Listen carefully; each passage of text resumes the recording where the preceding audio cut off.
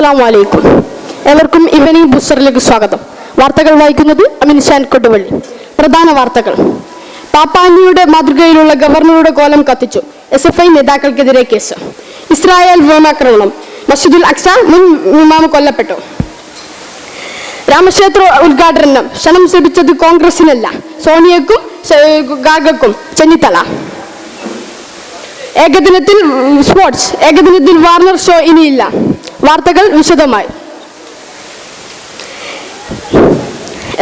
SFIയുടെ ഗവർണർക്കെതിരെയുള്ള പ്രതിഷേധം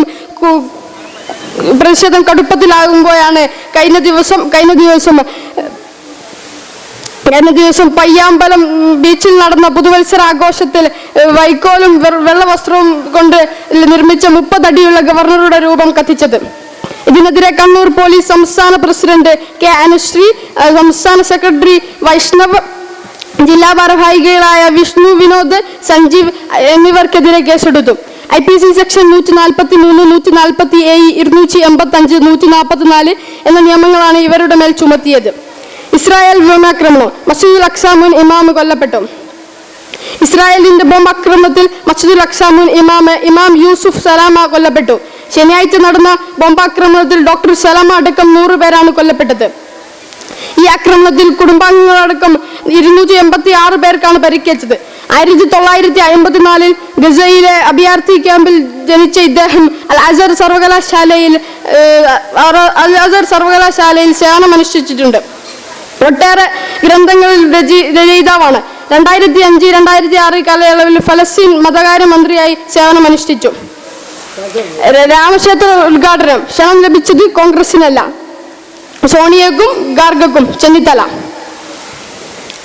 രാമക്ഷേത്ര ഉദ്ഘാടന ശ്രമം കോൺഗ്രസിന് തലവേദനയാകുന്നു. എന്നാൽ ഇതിനോട് പ്രതികരിച്ച മുൻ പ്രതിപക്ഷ നേതാവ് രമേശ് ചെന്നിത്തല ഞങ്ങൾക്ക് തലവേദന ഉണ്ടാക്കാൻ ചിലർ ശ്രമിക്കുകയാണെന്നും ഞങ്ങൾക്ക് തലവേദനയൊന്നും ഇല്ലെന്നും അദ്ദേഹം പറഞ്ഞു.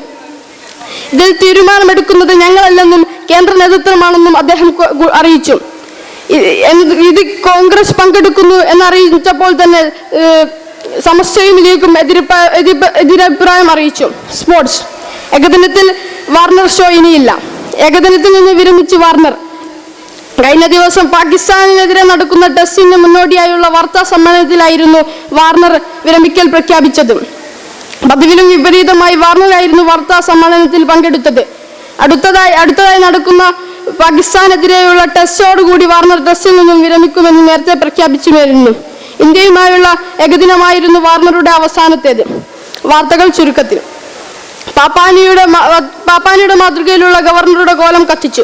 SFI നേതാക്കൾക്കെതിരെ കേസ്. ഇസ്രായേലിൽ വ്യോമാക്രമണം. മസ്ജിദുൽ അക്സ മുൻ ഇമാം കൊല്ലപ്പെട്ടു. രാമക്ഷേത്ര ഉദ്ഘാടനം ക്ഷണം ലഭിച്ചത് കോൺഗ്രസിനല്ല, സോണിയക്കും ഗാർഗക്കും. ചെന്നിത്തല. സ്പോർട്സ്. ഏകദിനത്തിൽ വാർണർ ഷോ ഇനിയില്ല.